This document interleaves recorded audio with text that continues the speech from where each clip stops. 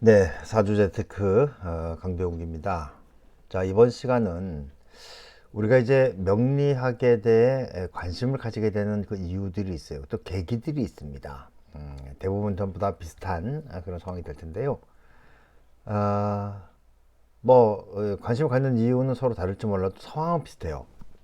예를 들어서 일이 잘 풀릴 때는 미래가 궁금하지 않죠. 왜냐면 지금 뭐 바쁜데 그거 신경 쓸 겨를이 없는 거죠.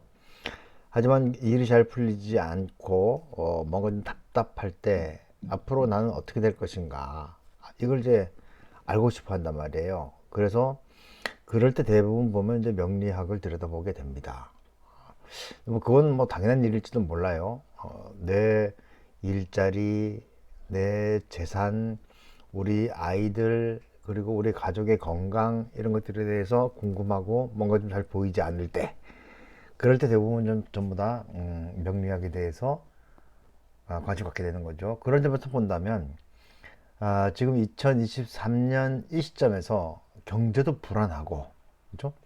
그리고 금리 올라가고, 그리고 물가도 올라가고 하다 보니까 일자리도 불안한 데다가 먹고 살 것도 어려워지는 이 시점에서 많은 사람들이 명리학에 관심을 가질 가능성이 굉장히 크다 이런 생각을 하게 되고요. 그래서 저는 개인적으로는 자신의 사주는 자신이 풀 수 있을 정도만 되면 돼요. 우리가 뭐 명리학을 공부해서 프로술사가 된다든지 그럴 필요까지는 없어요. 그러니까 나, 그다음에 내 가족들 전체적으로 지금 올해가 좋은지 나쁜지, 기운이 좋은 기운인지 나쁜 기운인지 그 정도만 우리가 이제 판단할 수 있어도 충분하다고 봅니다. 그리고 이제 명리학을 공부하기 위해서는 남의 사주 볼 필요 없습니다. 자기 사주를 한 1년 정도 들여다보는 거예요. 왜냐하면 자기 삶을 쭉 반추해 보면은 내가 어떻게 살아왔는지 제일 잘 알게 되고, 그때 이 글자들이 어떻게 움직였는지를 여러분들이 보시면 그러면 저기 그 사주에 대한 이해도 높일 수가 있단 말입니다. 내 것도 못 푸는데 다른 사람 거 봐주고 하지 마시고 일단 내 거에 좀 집중해서 1년 정도 쭉 가다 보면 우리가 충분히 이 글자들도 익히게 되고 한다. 그렇죠? 여러분들이 아시는지 모르겠지만 저는 경영학자입니다. 저는 2003년에 경영학 박사를 받고 대학에서 쭉 강의를 했었고요. 방송도 했었고, 또 누가 뭐라 해도 재테크 분야에서는 국내 최고의 전문가 중에 한 사람이다. 이렇게 보고 있습니다. 근데 사람들이 이제 이런 경영학자가 사주 공부를 했다 그러면 이상하게 생각해요. 이상하게 생각할 거 없습니다. 왜냐하면 요즘에는 저기 그 4차 산업이잖아요. 4차 산업의 핵심은 융복합입니다. 컨버전스라고 하는 거죠. 이 학문간의 경계를 허물고 학문간 융복합을 통해서 새로운 가치를 만들어낼 수 있다면 그것은 4차 산업에 맞는 거예요.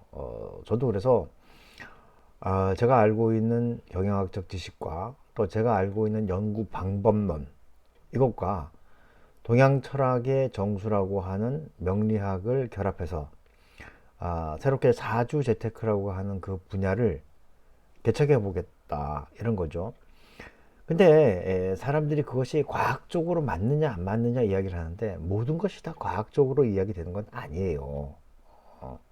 비과학적인 아니 초과학적인 현상들도 충분히 있고, 과학이라고 하는 것은 현대의 서양 과학을 이야기하는 거지만 그것이 철학을 뛰어넘을 수는 없는 겁니다. 그죠? 그래서 아직까지 완성되지 않았지만 개인적으로는 계속해서 한번 연구를 해볼 생각이다라고 보시면 되겠고요. 그래서 이제 우리 만세력 쓰는 방법을 한번 알아봤으니까 이거 제 그 사주입니다.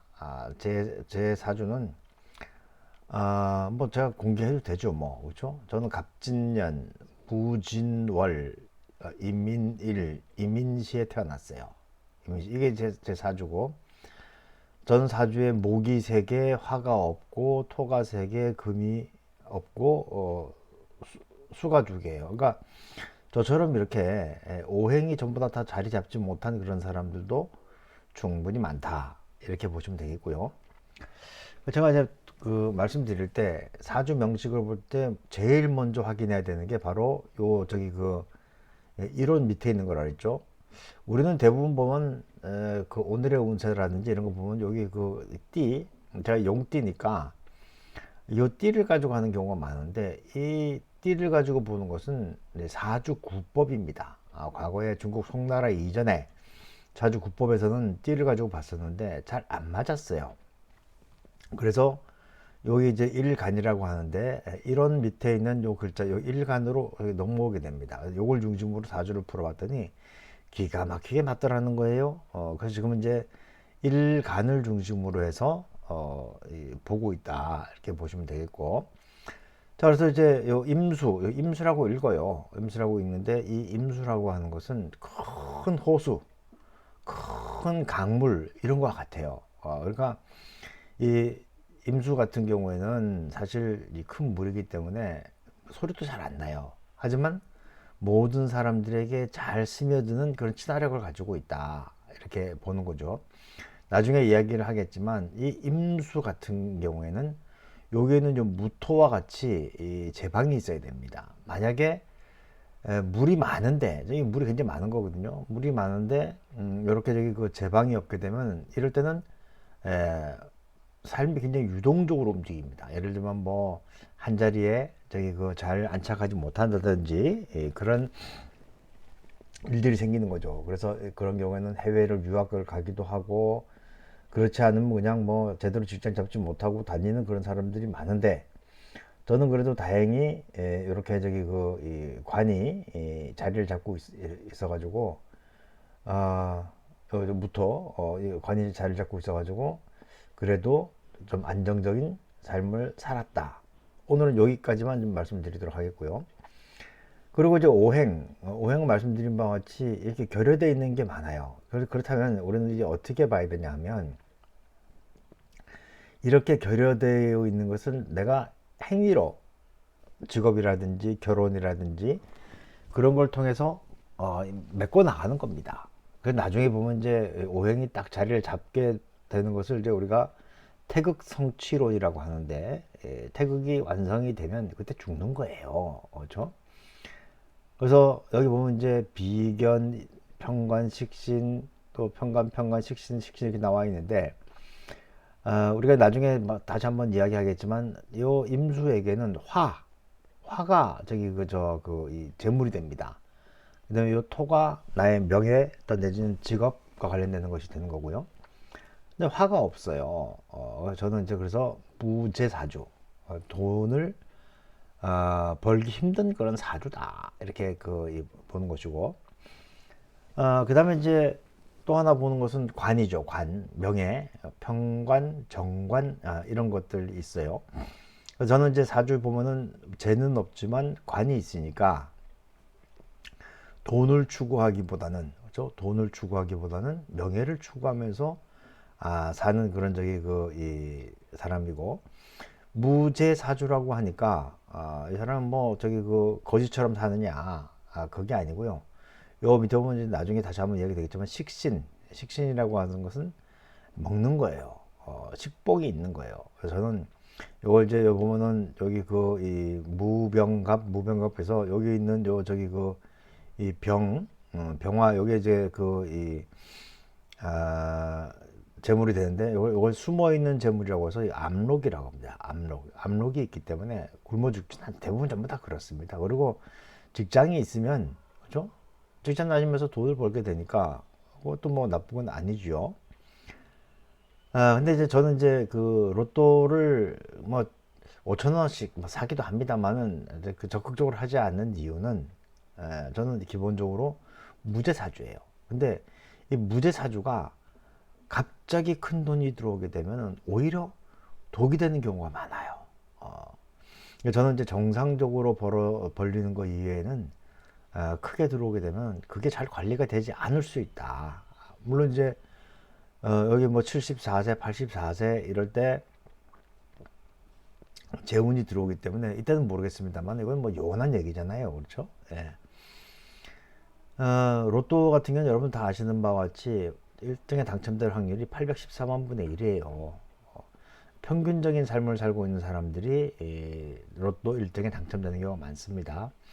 근데 우리가 일반적으로 보면 로또 1등이 된 사람들이 뭐 패가 망신하고 하는 걸 많이 봤지만 실제로는 3분의 2 정도는 잘 살고 3분의 1 정도만 좀 문제가 있는 걸로 보여집니다. 근데 여기 나와 있는 것처럼 미국 뉴욕대 로스쿨 조사에 의하면 1등 당첨자, 뭐 미국도 저기 그 로또가 있죠. 이 1등 당첨자들의 3분의 1 정도가 파산에 이르고 또 돈이 벌렸을 때 그 행복이라고 하는 것이 평균적으로 9개월 정도 되면 사라진다는 거예요.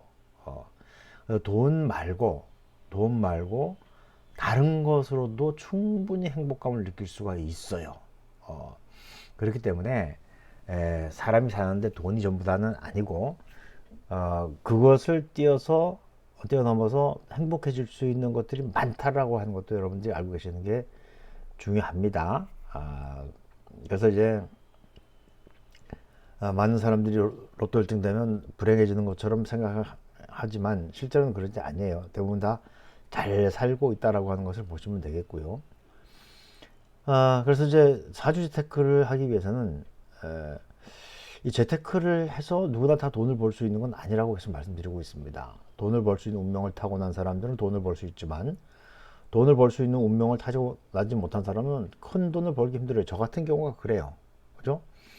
돈을 벌 운명을 타고나지 못한 사람이 우연히 큰 돈을 벌면은 이게 나한테 복이 되는 것이 아니고 화가 돼서 오히려 파산의 길로 갈 수 있는 거예요. 그래서 내 사주를 잘 알고 있으면 내가 큰 돈이 들어왔을 때 어떻게 행동해야 되는지 이런 것들을 알게 됩니다. 그래서 저는 사주가 중요하다라는 생각이 들고요. 또 큰 돈을 벌 수 있는 운명이 아닌 사람은 평생 큰 돈을 만지지 못하는 것은 아니죠. 왜냐하면 10년마다 바뀌는 대운이 왔을 때는 바뀔 수가 있다는 것이고요.